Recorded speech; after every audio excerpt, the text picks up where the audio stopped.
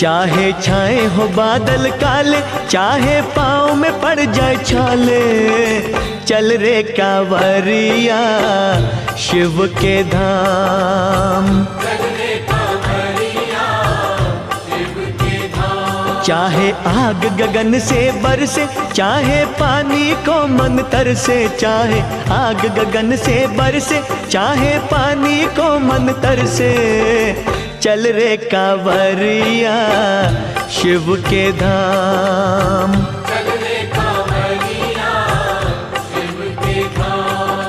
चल रे कांवरिया शिव के धाम, चल रे कांवरिया शिव के धाम।